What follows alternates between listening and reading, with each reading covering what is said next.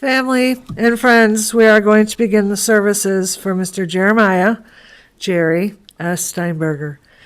If you have a cell phone or a pager, I would ask you kindly to place it in the silent mode at this time or turn it completely off. Services will be conducted by Rabbi Michael Sommer and Rabbi Andrea Steinberger, who also happens to be Mr. Steinberger's daughter-in-law. And I'd like to welcome everyone who is via live stream on behalf of the family. We will begin the services with the ancient tradition of cutting of the kriya, so I'll let the rabbi continue.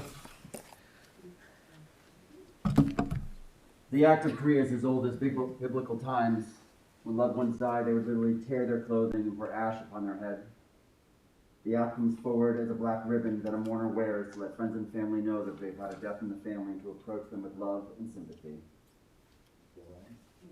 It's a push-up.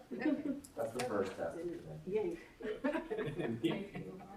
Baruch atah Adonai Eloheinu melech haolam dayena emet. Blessed are you, our Lord, our God, judge of truth.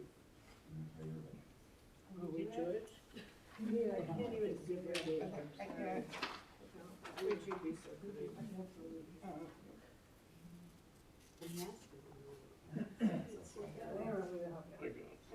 Yeah.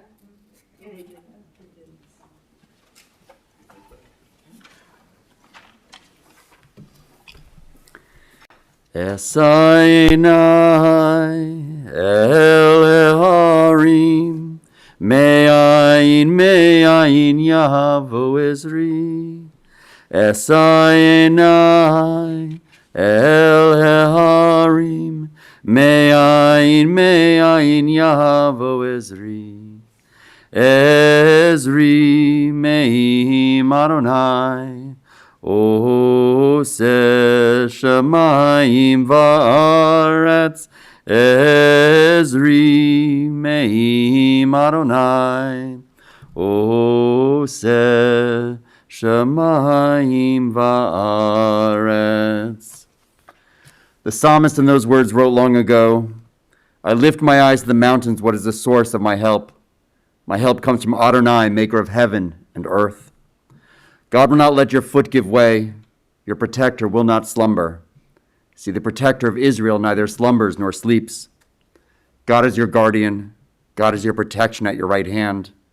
The sun will not strike you by day, nor the moon by night. God will guard you from all harm.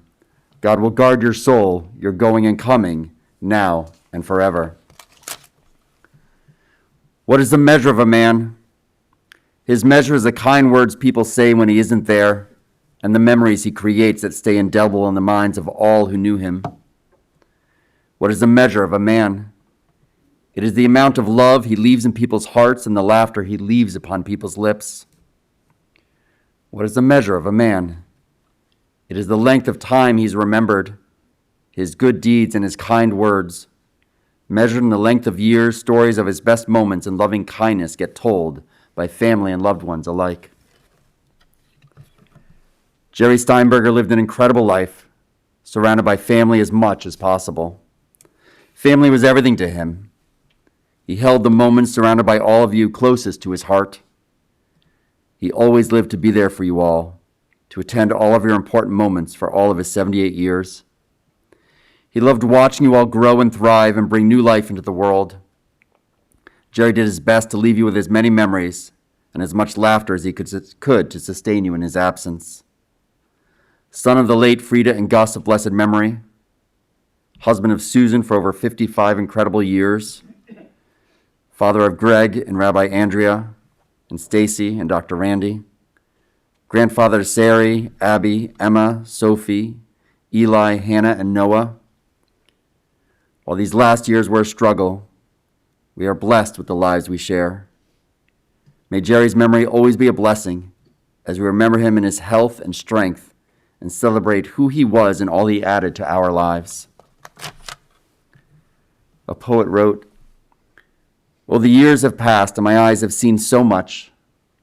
Time has flowed, slowly and quickly, the eternal river that it is.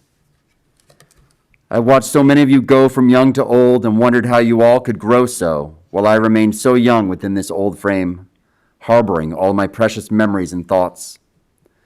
Gold are the memories of laughter and celebrations. Diamonds are those moments I watched you all flourish and help bring new life into this world. Beyond precious remain those instants surrounded by all of your noise and tussle as we lived life to the very edge of amazement.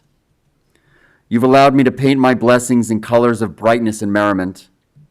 Shed no tears for my life lived so well. Just remember me with a smile at all we shared. The birds made popular these ancient words of Ecclesiastes when they sang that there is a time for everything and a season for every activity under the heavens. A time to be born and a time to die, a time to plant and a time to uproot, a time to tear down and a time to build, a time to weep and a time to laugh, a time to mourn and a time to dance, a time to scatter stones and a time to gather them, a time to embrace and a time to refrain from embracing, a time to search and a time to give up, a time to keep and a time to throw away, a time to tear and a time to mend, a time to be silent and a time to speak. And now is the time we speak of Jerry's incredible life, as I call up his daughter Stacy to say a few words.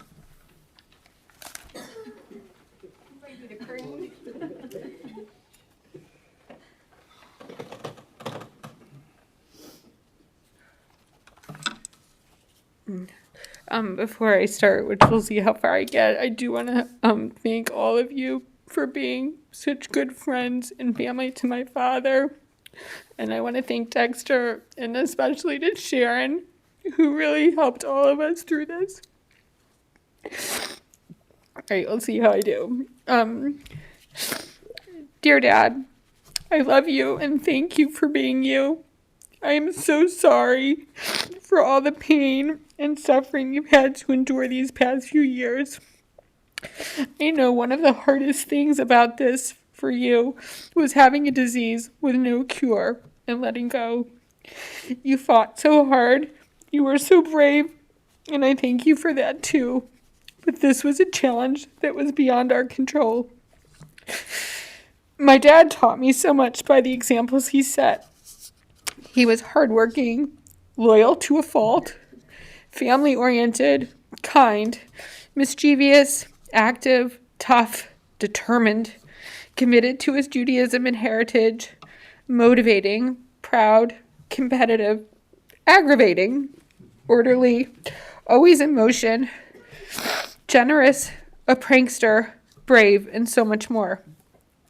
He loved my mom and loved driving her nuts, always yelling, "Susan!" I wish we could still hear it.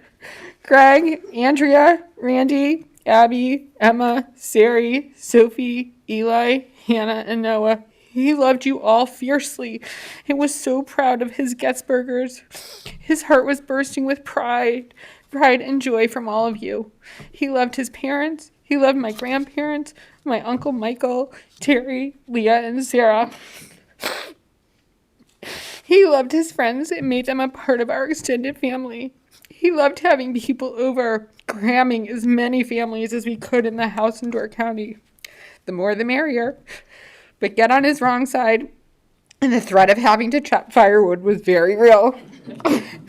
He loved entertaining, whether it was Sukkah parties, Hanukkah parties, 4th of July parties. He loved family vacations, Israel trips with friends and family, post-tax season trips with Larry and Miriam, and hosting friends in Palm Springs. And he loved to visit Greg's family and my family.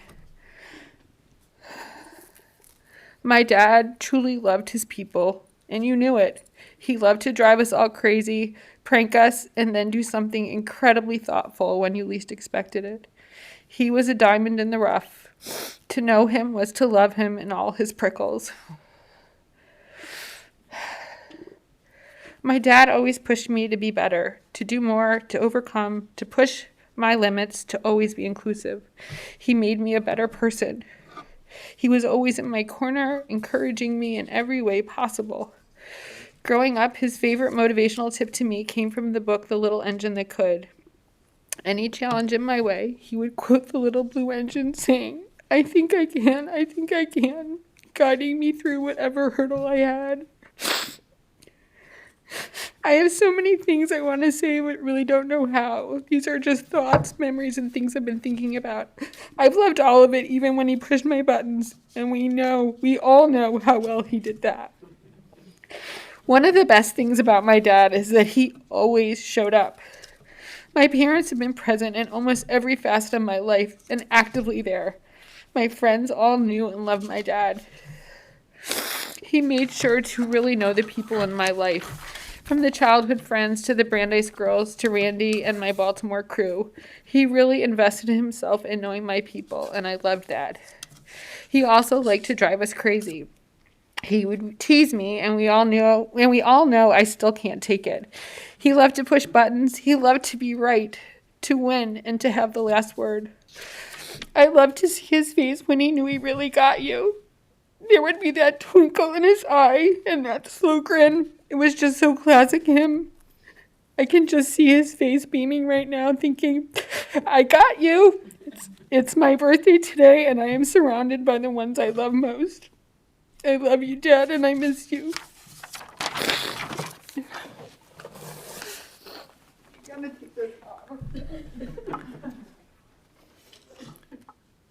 I invite up Jerry's son, Greg, to speak of his father.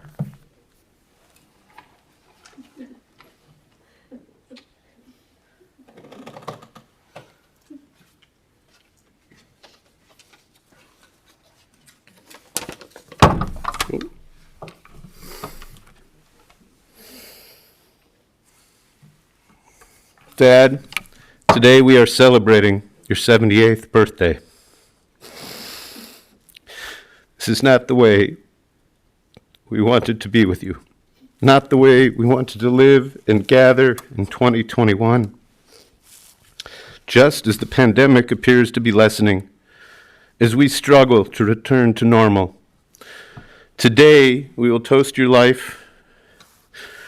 We will have birthday cake previously ordered and celebrate your birthday. It is not sweet, it is so blessed. It is so very Jewish, sorrow with joy and joy with sorrow.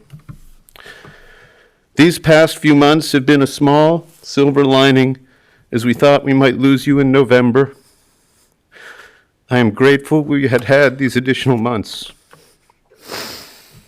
The disease, PSP, took you from us too soon. An illness with an unfair and ironic name, a constant reminder of one of your favorite places, the house in Casa Sonora, and the airport with the abbreviation PSP. These past few months, as I drove to Stables Way to visit, have meant so much to me. We had a little time together to see you flash a smile, to show a grin, to share a giggle or a glimmer, a twinkle in the eye, sometimes followed by another Jerry trait, a strong-throated no, or a one-word directive to tell us what you wanted, a Susan, where's your mother? Too often we'd ask you how you were doing, and the word was lousy.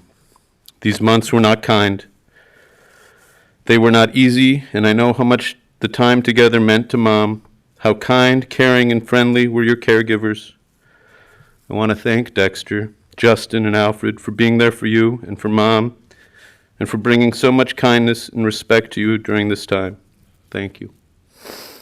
I'm so appreciative that Dexter became your friend, who coached and encouraged you to get up and to participate, to wait up for us to arrive from Wisconsin, from Baltimore, from Ohio, from New Orleans, from Ann Arbor.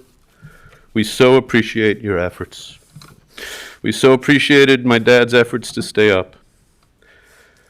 And yet, this was not the dad I knew my whole life, that Stacy and I looked up to growing up, who pushed us to get up, to get out, and to do something.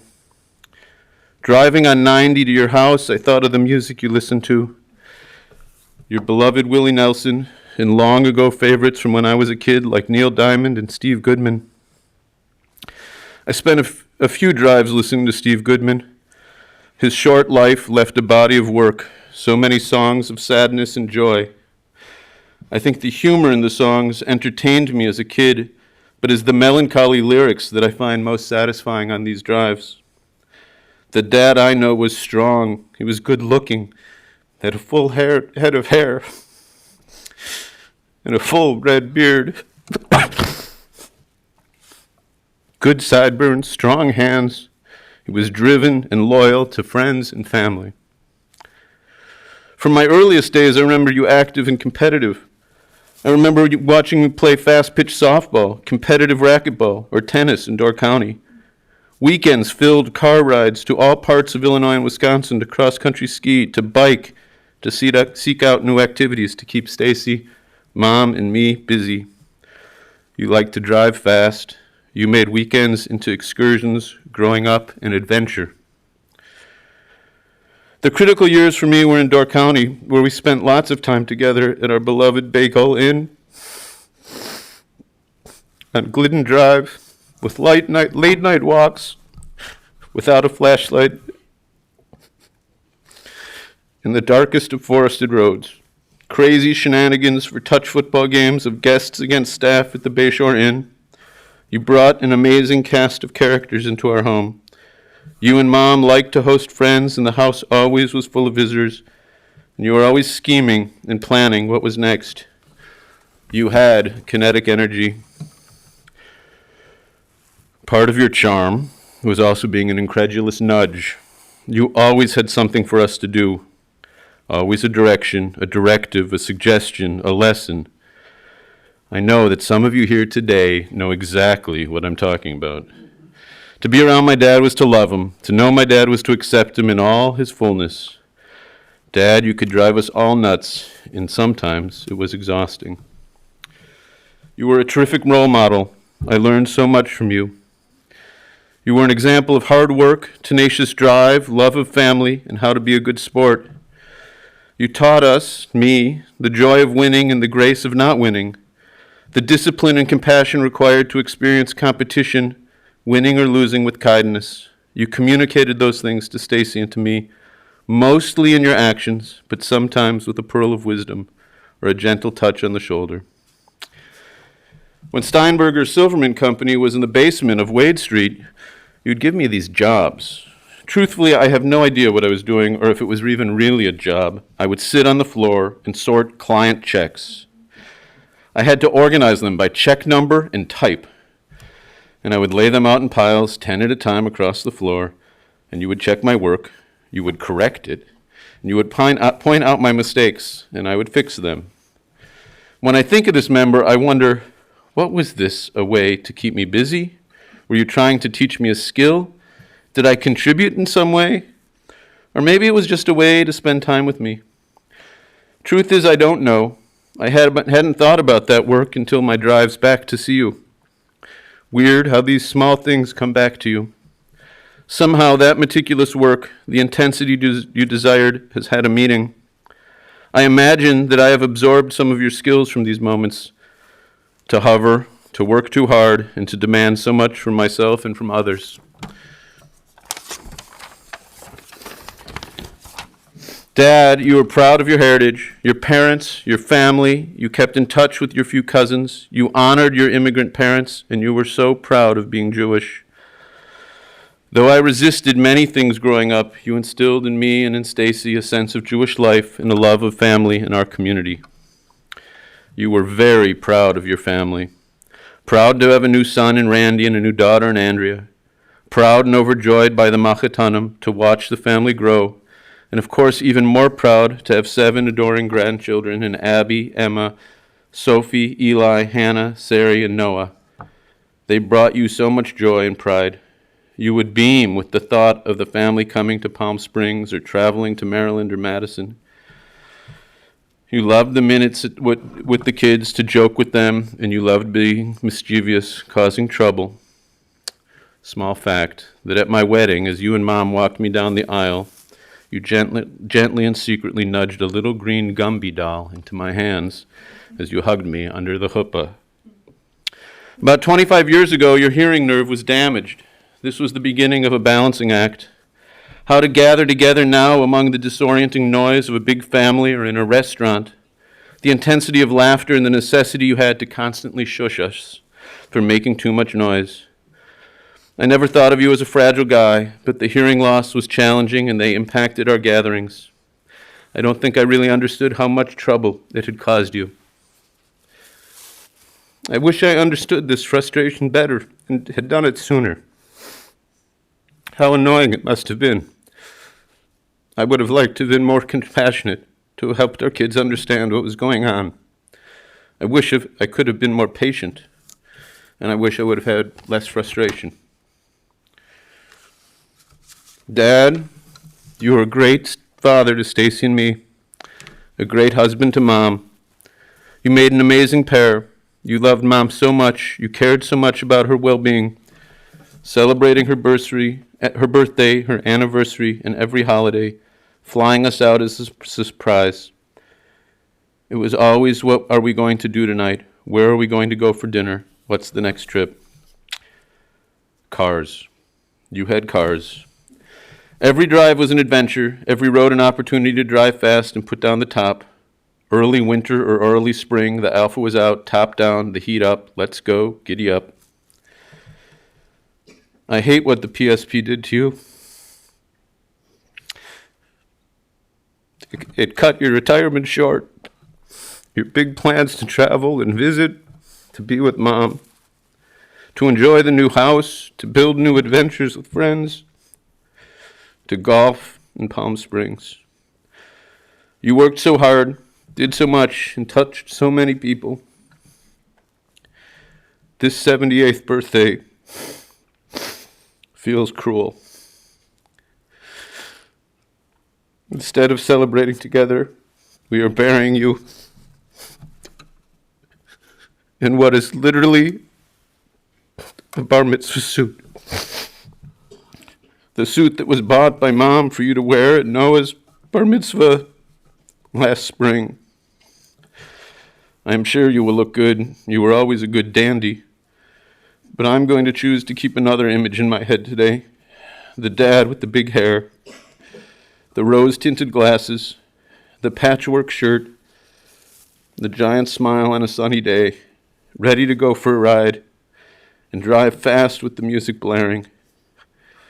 Be it winding down Glidden Drive or driving fast back from Fish Creek, so fast that our butts left the seat of the car. I'm going to take that memory with me today, always forward, always happy, riding off to our next adventure. I love you, Dad.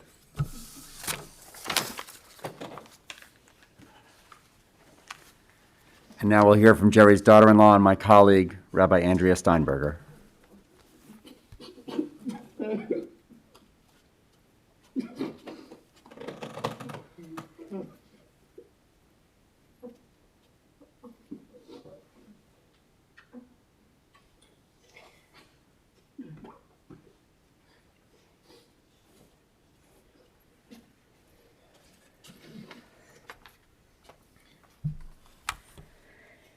I met Jerry in 1991 when I started dating Greg. I got to be around for Stacy's 21st birthday and Jerry and Susan's 50th birthdays, as well as the many weddings of the children of the enormous and loving friend group of Jerry and Susan. I had never met a person like Jerry before. He really studied me. He would tell me to smile more. My last name used to be Lerner, and he would tease me relentlessly and call me a slow learner.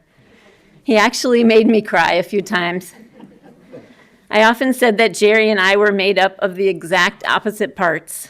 He was interested in facts and knowing how your money was doing and being meticulous about your record keeping and in planning ahead for the future, while my head had ideas, prayers, books, and thoughts in it.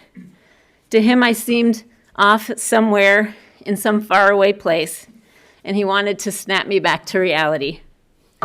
Almost immediately, Jerry helped me in ways that my parents weren't able to at the time because they were grieving for my brother who had died. He asked me if I had car insurance, which I didn't. He helped me find it. He reminded me to change the oil in my car, which I had not done. And he helped me put my taxes in order. From the start of my marriage to Greg, Jerry assigned me the part in the marriage of keeping the records and doing the taxes. Each year, as the magic day came, when the tax organizer arrived in the mail, Jerry started calling me with questions. You have your W-2? Yes. 1099? Yes. Wisconsin taxes? Yes. Property taxes? Yes. And then would come that dreaded day in late March when our family would make our way to Highland Park so that I could sit in the house with Jerry and go through the organizer together. I did my best to keep my attention, although my inclination was to let it all slip by, for the numbers in the rules were starting to confuse me. And yet my father-in-law's advice stayed with me. You have got to keep good records, and you must know where everything goes. It has to add up. It suddenly occurred to me that that is how Jerry was giving me love. Jerry's love language with me was to make sure that I had a perfect tax organizer. And damn it, I did learn how to do it. Some years he would go through it silently while I waited in the chair next to him, nervously, and he was silent with his red pencil, marking the pages as he went. And he would close it up and he would say, "You did pretty good, kid." And I have to say, it felt really great. And over the years, Jerry found ways to connect with each of us, not only me and with his wonderful son-in-law, Randy, but with all of our friends. I know that he called and he texted my friends to connect with them, asking them professional advice about the newest developments in hearing aids or teasing them when their sports team lost. And he seemed to have acquired everyone's cell phone number, and he spent some time staying in touch with our friends. He might tease us relentlessly, but it was his way of connecting.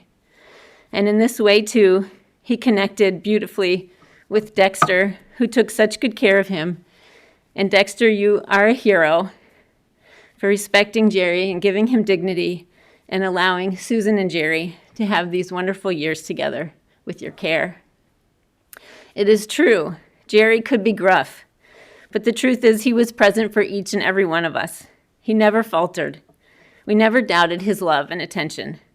He raised 2 incredible kids and married the most wonderful woman, Susan, and he stayed connected to them consistently throughout every single day of their lives. Jerry's love for Susan never faltered. They had a partnership that was strong throughout every age, and they set a beautiful role model of interdependency and standing by one another through happy and challenging times that all of us will always remember. Jerry was an upstanding and decent person who loved Susan continuously every day of his life. Jerry even taught me how to read the Torah.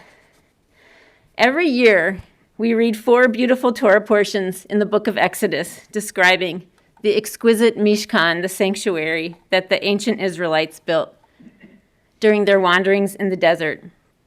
And yet, as these chapters continue on, they conclude with a meticulous accounting of every single piece of the crimson, the lapis lazuli, the green, the gold, the blue, the silver, used in this incredible building project. The rabbis explain that a full accounting needs to be made. And I have to admit that as I would get to the end of the book of Exodus, I would find it very overwhelming and boring. And then I literally started to hear Jerry's voice in it, teaching me that even the deepest and most beautiful experiences in our lives need an accounting at the end. We must be responsible for our actions, even the building of the Mishkan in the desert. We must be upstanding and moral people at every step in our lives. And as April 15th approaches this year and every year, it comforts me to think of Jerry's guidance as I slave away at my taxes, to think about the lessons that he taught me, how each of us is responsible for our own accounting this time of year. And in a wider sense, I realize that we are not only financially accountable, but we are morally accountable for our actions. May Jerry's memory be a blessing, and may April 15th come speedily and responsibly for us all.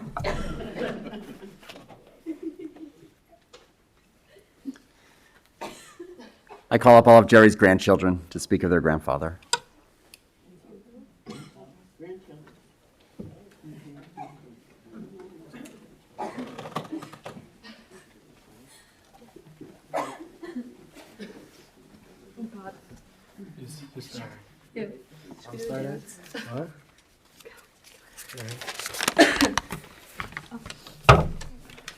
When I was little, I loved to do everything with Grandpa. I would look forward to shooting hoops, playing golf, relaxing by the pool, and eating Grandpa's famous warm chocolate pudding. I wanted to do everything I could with Grandpa. I wanted to be like Grandpa. During hikes in the mountain, I stuck right by his side, taking off my hat when he took off his, because he told me it releases the hot air on your head. I remember one time before we left Chicago, Grandpa Nick gave me a nugget as a goodbye before he left for work. I was so upset Grandpa left me on a bad note that Bubby made him leave work to give me the proper hug I wanted before saying goodbye. When Grandpa was diagnosed with PSP, our activities changed, but I still continue to learn from him. We arm wrestled. By the way, his upper strength continued to be strong, Bubby knows. We played catch with a bouncy ball and walks, and waited for a signature smile when we talked about his previous clients. He thought of a way to make fun of my dad, or thought of an inappropriate word in Yiddish. Where I once admired Grandpa's physical prowess, I learned to respect his patience and trust. It takes a lot for an independent man to rely on others to do everything he wishes he could have done on his own. Grandpa always set such high standards for himself and held himself to them. After he was diagnosed, his standards included his patience and perseverance instead of strength and independence. Obviously, it was very tough to see the man who I emulate struggle to complete everyday activities we take for granted. Grandpa taught me to aspire to be the best version of myself and maintain a positive attitude no matter what challenge life brings.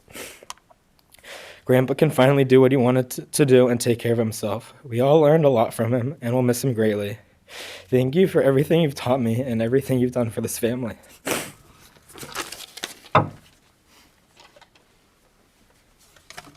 My grandfather was a family man. As a kid, I was always excited to get my height measured on the marked up wall in the back of my grandparents' house. It was something that was consistent about our trips, and I was glad to participate, especially since that meant getting in an extra minute of time with Grandpa before flying home. After he got sick, he couldn't show his love for family in the same way. My favorite habit of his that remained, although probably not my Bubby's favorite, is how he would call Susan every time he wanted anything. The best feeling was when he would call for one of us while visiting. It meant he was thinking of you. Right before I found out my decision from college, my mom booked a flight for the two of us for either a congratulatory or sorry trip to see my grandparents in Palm Springs. I was welcomed at the door with a big hug from my Bubby, and after walking through the house to see Grandpa, I was greeted with that big grin that we all knew and loved as he saw me in my Tulane sweatshirt. That trip I told him I was nervous about starting school. His mantra, "I think I can," was the gist of his message to me. He told me whatever I did would be amazing. Later on, we went to dinner. As he was eating his French onion soup, someone said something funny. He spit it all over the table, and we were happy to just see him happy. When visiting Chicago this past summer, I sat out on the patio with Grandpa as he was listening to an audiobook. I told him it was good to see him engaged in a book. He responded, "I'd rather be reading it, but I do what I can." Despite his situation, Grandpa pushed forward, which was an inspiration to me, and I know it was for my family. My grandpa was a kind man who knew what he wanted and how he wanted it.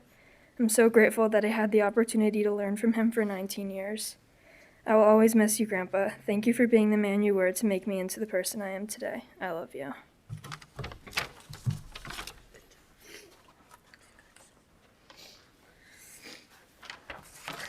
Poppy, you have always been the most caring and loving person. Thank you for always showing up to every dance recital and cheering me on at every soccer game. When I was little and so eager to play, you forced me to stay in my room until at least 7 a.m. Thank you for always making the password on your computer, Abby. It was so easy to guess. I remember begging to drive with you as soon as I got my license, and then getting so nervous the second we got in the car. We drove to Greenbush Bakery because I could always count on you to also want a donut. You always welcomed and encouraged my friends to come over. Even until the very end, you invited my school friends to the Palm Springs house, treated us all to dinner, and gave the very best recommendations, making it the best trip I could ever imagine. I wish you could have been there with us. I wish you were here now. You taught us to love Palm Springs and love spending time together. Thank you for pushing me to do my best and rewarding me with $2 bills. Your cryptic emails titled Maryland Sweatshirt XL were always so intriguing and mysterious, but somehow I understood what you meant. The silver lining of this pandemic has allowed us to spend so much time together. I will forever be grateful for the last year and the extra time with you. I'll miss our shared birthday cakes the most, but I'm thinking of you more than ever today. I love you.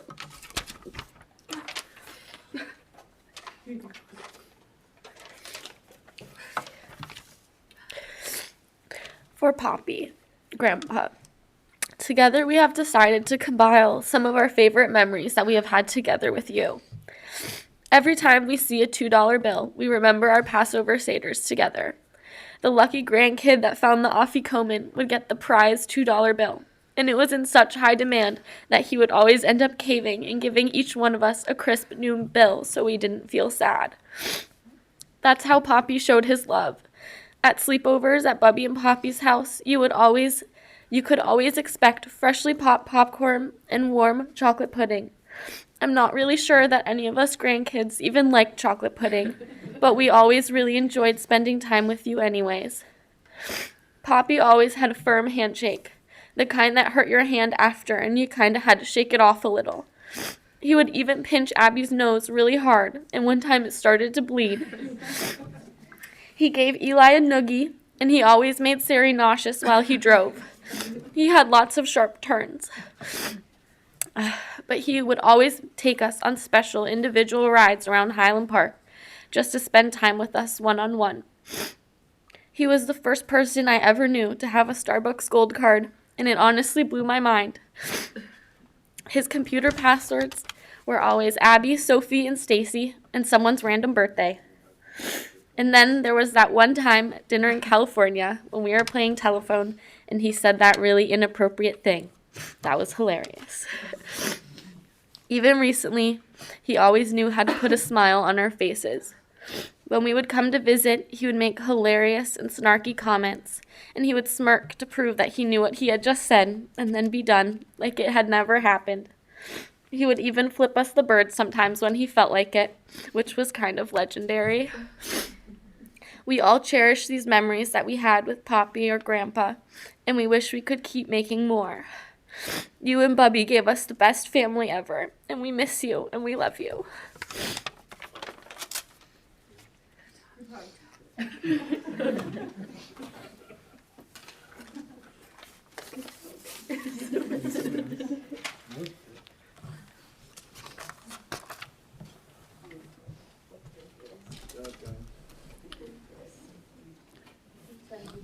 It is a powerful responsibility to be a rabbi to congregants who have a rabbi in the family.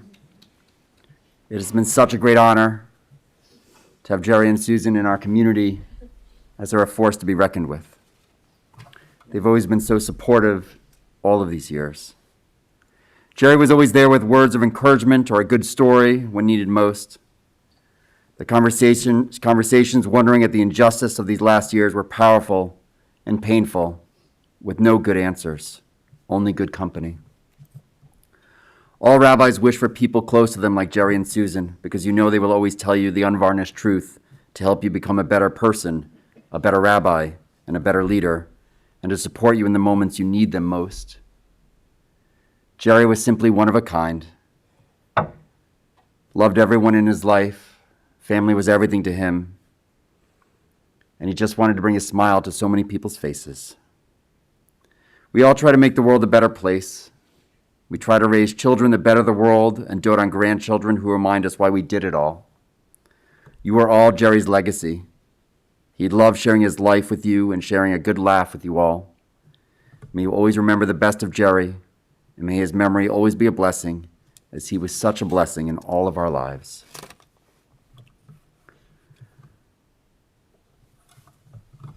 Fight my fight. Dry your tears and pick up the mantle I've left you. Fight my fight for those in need and for those who never had a me to share their lives. Fight my fight by caring for the stranger, the sick, the silent, the victim, the child, the one who has no one else to come to their side and defend them from the world. Fight my fight because it is the right thing to do. Take my love for you and share it with the rest of the world in hopes of filling it up with a love so big that you find every person in the world standing by your side as a defender of all that is good. May you all fill the world with the light I've always tried to share with every person I've known or loved. My hand may not be in yours, but know that my spirit lives in your heart and my light can never be extinguished as long as memories of me give you the strength you need to fight my fight. I invite up Rabbi Andrea to lead us in El Malei Rachamim as we rise.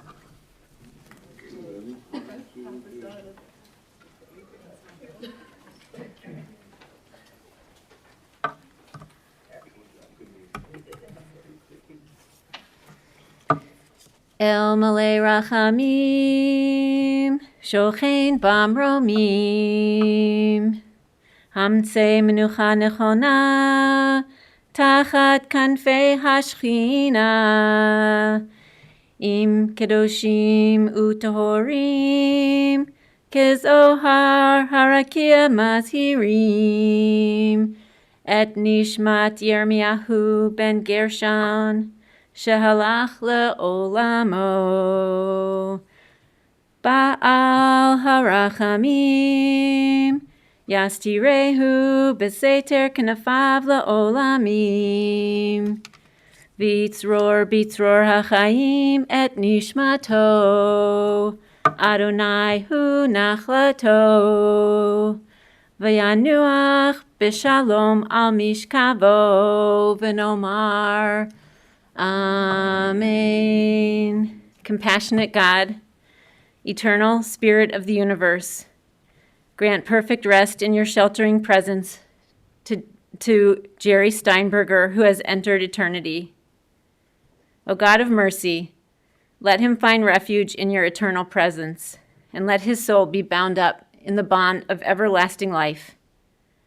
God is his inheritance. May he rest in peace. And let us say, Amen. Please be seated for a moment.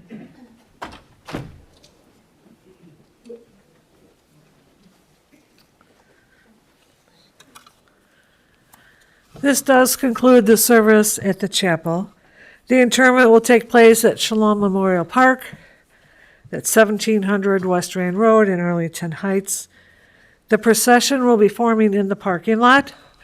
Please keep in mind a few safety features while in the procession. Keep your bright headlights on at all times. Put your emergency blinkers on. Attach the orange funeral sticker to the passenger portion of your front windshield. And we will also attach a flag to the roof of your car. And please stay as close as safety permits to the car in front of you. Mr. Steinberger's grandchildren will serve as pallbearers. When I call your name, if you'd please step forward. Abby, Emma, Sari, Sophie, Eli, Hannah, and Noah. At this time, I would ask that everyone please rise again as the family and the rabbi is escorted from the chapel.